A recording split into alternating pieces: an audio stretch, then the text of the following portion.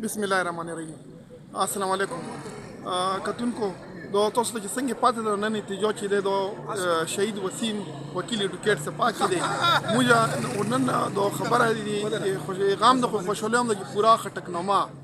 اتجاه تر غوتلی ده ولا مول دغه اتفاق نصیب کی او ان شاء الله موږ په دې انتظامیه باندې به دباغ ورځو چې دغه چې کوم قاتلان دي زر نظر گرفتار کی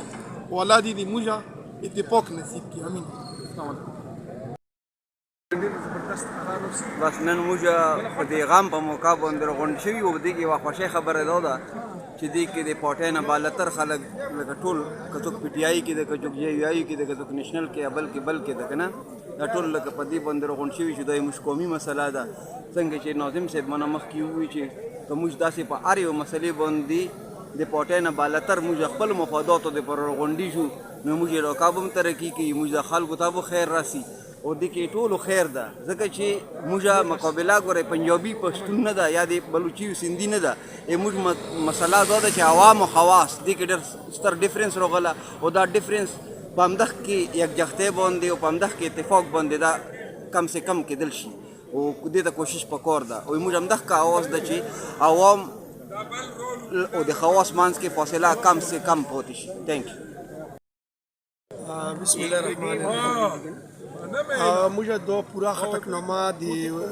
ایډوکیټ ساجد وسیم په شهادت کې یو ځای شوي یو پوره من احتجاج کوي او تقریبا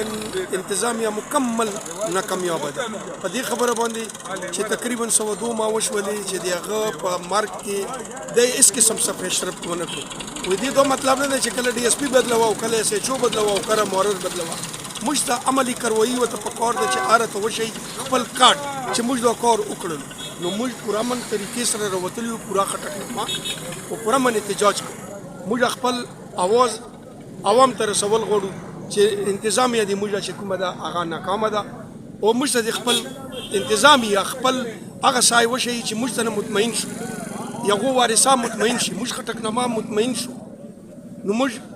او خدای پاک مو دغه سي په هر یوه خبره کې اتفاق وکړي پیدا کړي د ټولې خټکنامې چې څه دغه سي قومي خبره راسي چې موږ ټول په وضع کېږو د خبرې ته نورې پارټۍ په خپل ځای باندې او ماسلام ډېره.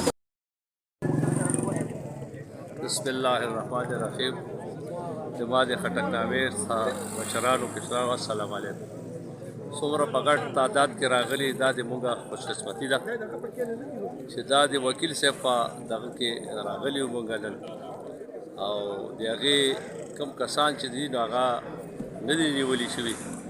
نو موږ وایو چې دا ونیوی شي او دا به دغه ته ورسي انجام ته ورسي. په دې باندې موږ ډېر لکه غمزده یو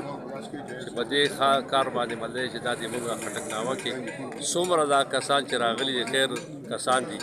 نو دوی غلاګانې هم کوي او دوی مطلب دا تړون هم کوي دغه سره دې کسانو سره مجرتینو سره دا چلم